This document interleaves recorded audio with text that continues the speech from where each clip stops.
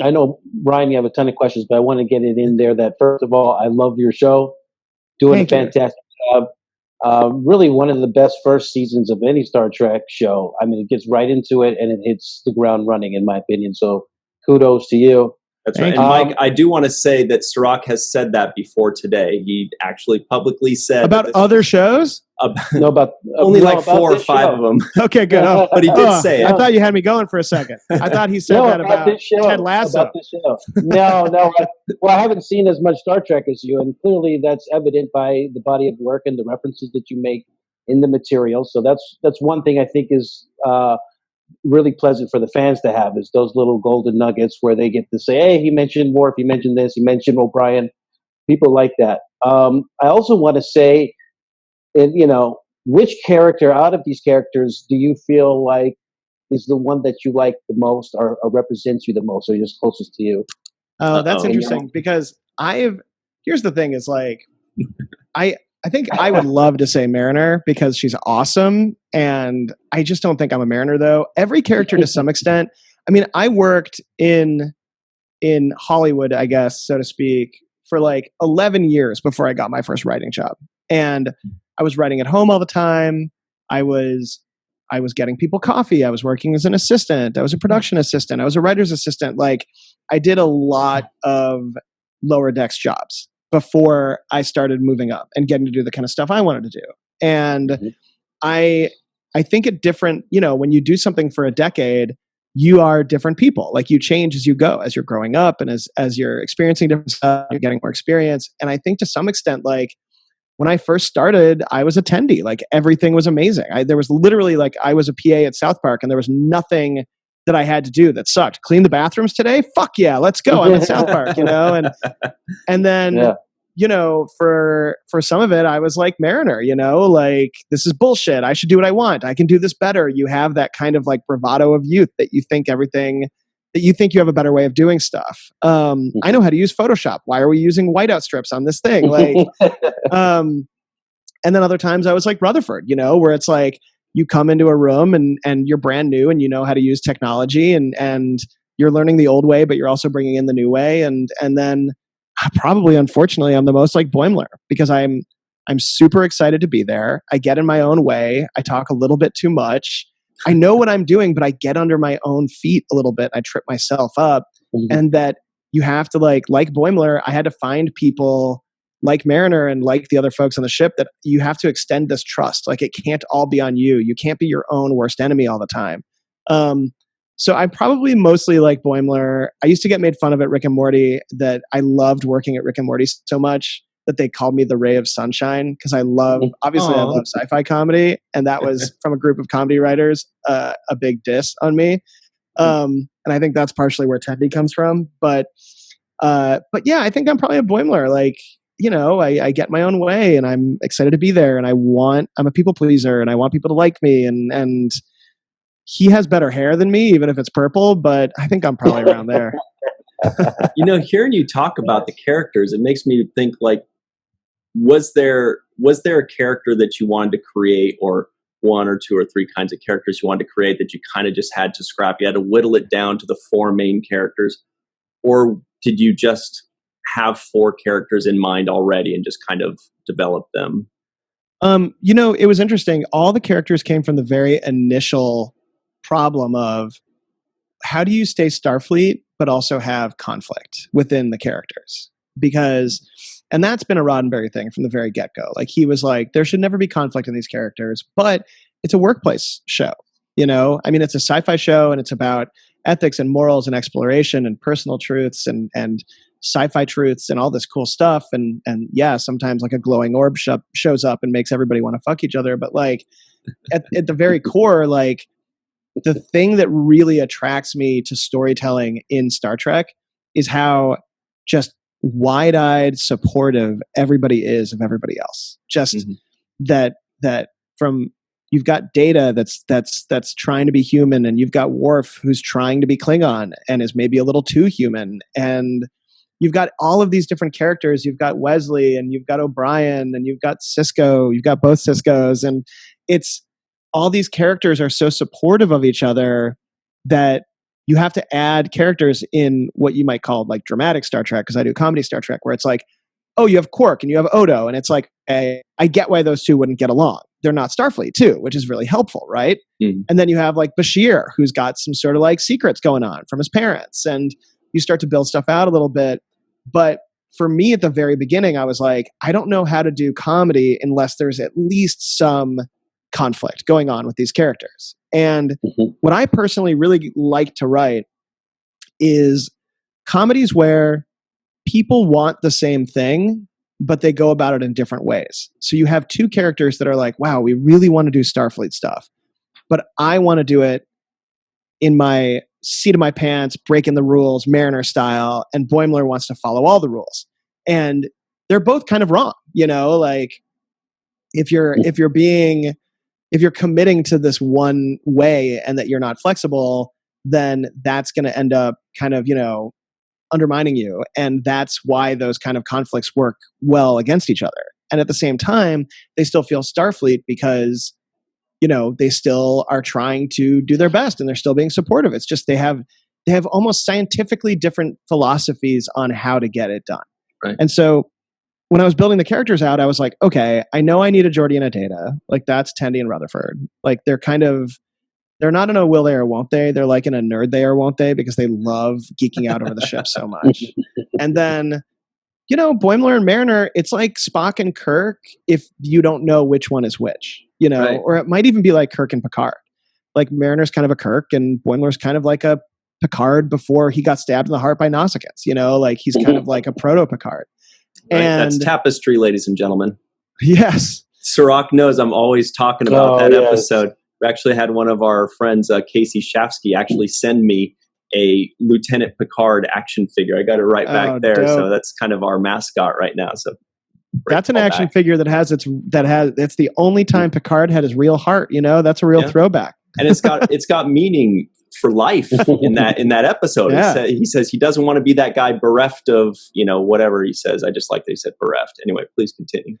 Well, so building out, you know, where are the comedic stakes coming from? I knew I wanted, like, Tendi was a ball of absolute optimism. Rutherford went through, it wasn't until I wrote the pilot that I realized that Rutherford was in a romance with the ship. And that was like, he's almost like every episode he's finding, like, it's hard for him to balance his life with how much he loves being on a starship. And I think that's kind of a work-life balance sort of problem that I think a lot of people have. And I'm not sure that that's been seen in Star Trek before. I'm sure there's 1,000 people spitting out their ramen right now being like, bullshit, we've seen that. It's probably on Voyager. It's probably B'Elanna. And yeah, you know, you just, when you're creating a show, like you want to come up with characters that feel textured and that feel honest, but that also feel like, you know, we weren't trying to do a parody of Star Trek. We were trying to do something that surprisingly had a bunch of jokes, was half the length in runtime of a Star Trek, but that had 3 stories in it, an A story, a B story, and like a C background runner that gave you a full Star Trek episode in it. So, you know, I feel like something that we're always going to be working on in this show is how fast do people have to talk? How many jokes do we have to get in there? How many plots do we have to get in there? Sometimes some plots can be a little slower. Sometimes they have to be so breakneck. Just, you know, people are like, oh, there's a misunderstanding about animation and about the streaming networks, where it's like, if you're on streaming, why can't it just be an hour long? And it's like, well, in animation, every single movement is being created and drawn and designed. And so every minute of animation is extremely expensive. And once you get it done, it's really hard to change it. So, you know, we have to try to be careful with how many minutes. That if we go over a minute, it's outrageously expensive. So, you know, animation has a lot of constrictions and restrictions, but at the same time, we get to have a lot of fun that nobody else gets to have. So it's all worth it. I feel like I'm rambling now. What were we talking about? Characters? We Characters love it, though. This is good stuff. No, we love it. We love it. And actually, I wanted to say something a little bit about that. I feel like you don't have as many restrictions because you have animation and you're able to do a lot more with it. And therefore, you're able to travel to different planets and have different sets that you wouldn't necessarily be able to build out for it with a very limited budget. Right. Yeah. Does that feel like you have that? And also, can you tell us a little bit about the process, how the recording is done? And are you filming all together? Are you meeting up together for table reads, or are you just Yeah. do yeah? Well, every animated show is different, because I know that some of those like big Fox primetime shows do a table read every episode. We've only ever done one, to try to get all the actors in the room once together to kind of get the vibe of the show all together. And then everything else is recorded separately. Especially now, during COVID, we've done everything remote for half of first season and all of second season so far. But I mean, it's uniquely suited. Like, we record people in their homes. We just create like a sound environment that doesn't have too many echoes. And we just moved everybody's workstations home so all of our artists can work from where they were safely being at home anyway. It's funny. Yes, you are right. To some extent, animation does give us the freedom to do stuff like, go to places that maybe a set wouldn't allow us to do.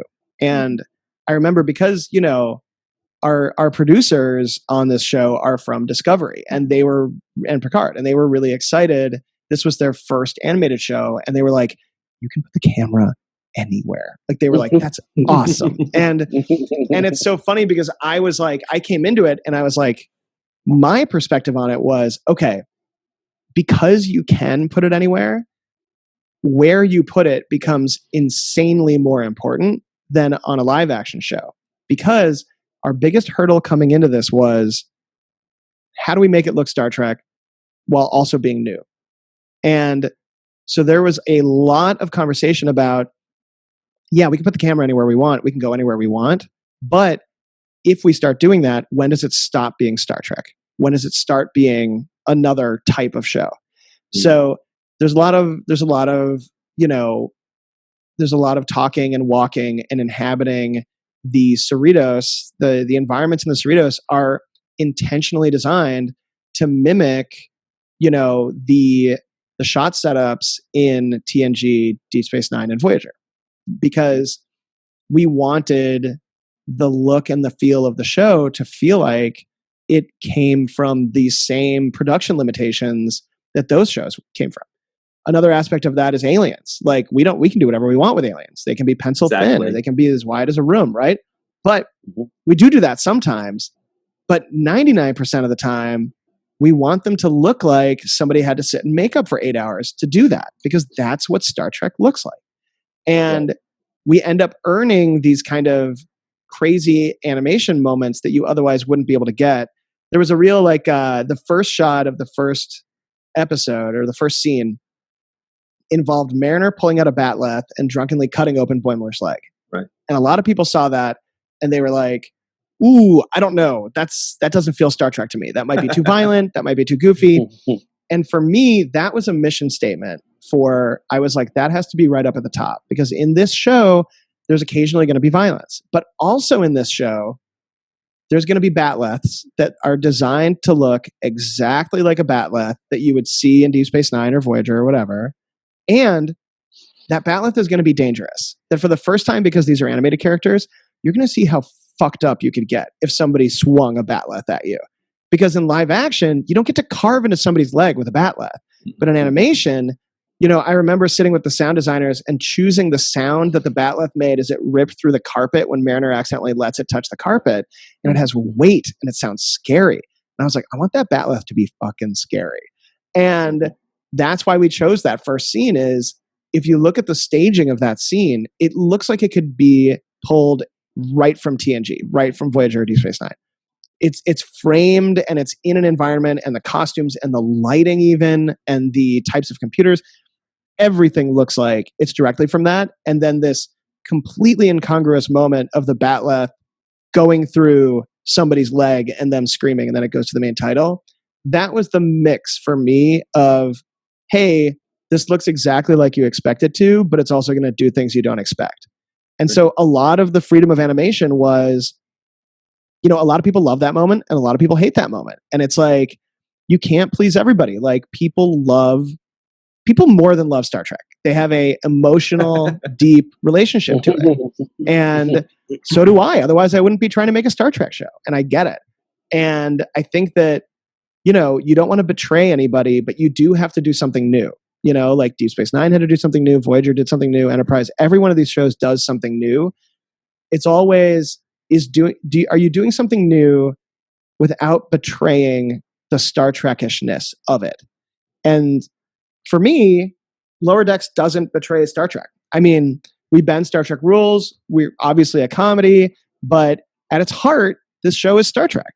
And everything from the design choices to the music to the words that the characters are saying, we get a lot of people being like, wow, there's a lot of references in this show. Mm-hmm. And some people misunderstand and think that we think that the references are funny. We don't think the references are funny. We feel like criminals who have gotten away with getting to do a Star Trek show, and that the Lower Deckers would be huge fans of all the stuff that happened in Starfleet. They'd be learning about it at the Academy. They'd be reading the logs. And this show is a celebration of all Star Trek stuff for the characters in it and for the audience watching it and for the guys writing it. And so, we almost feel like we're like, oh crap, we did it. We got a Star Trek show. Let's have as much fun as possible in it. Like all these references for us, it's world building. Like these are animated 2-dimensional characters. How could they not be excited about Gorn? Like if they know everything about this ship, they would know everything about Starfleet. I think the one time we bend the rules is I think it's really funny, and I'm sure a lot of people don't think it's funny, where the characters are referring to events in Starfleet by the episode names from other series. So like there's a character who's like, I'm half a rascal from the episode Rascals. But to me, it's kind of like, well, maybe there's logs that, maybe people titled their logs, or maybe it's like, it was something that was referenced. It feels like you can make the episode titles diegetic because Star Trek fans love their titles, and it just felt like getting something like that in there was fun to us. But anyway, the limitations of animation are definitely balanced out with making it feel like a real Star Trek. Your answers are so good that you give us like 10 juicy nuggets in every answer, and I want to jump on every one of them. So I'll just pick 2 very quickly. One is you mentioned the music. That theme song is... Oh, thank you. I love it. I love it. We love that. Yeah. There was so much thought put into that, and we really appreciate that. You really nailed it. Not just... Thank you. Not just... Well, Chris Westlake nailed it. He is... Right. He's a close friend of mine, a brilliant composer. He usually does features. And I begged him to work on Solar Opposites, and we had a blast. And then in Solar Opposites, there's this big movie episode that's like, it's a standalone episode. In the Wall, right? In the Wall. That's one of the best ever. Thank you. And we got a 60-person live orchestra for that wall, and it's all originally composed music. And then that was our blueprint for what the music on Lower Decks is like, because we also have a 60-person orchestra for every episode of Lower Decks. But then COVID hit, so we record them individually at their own homes and studios and then stitch it all together. So it sounds amazing, but the amount of work that's happening that makes it seem effortless is insane. I do love that theme song. I think it's the only Star Trek theme that has a chorus that comes in behind it. That's like, that makes me laugh every time. I love it.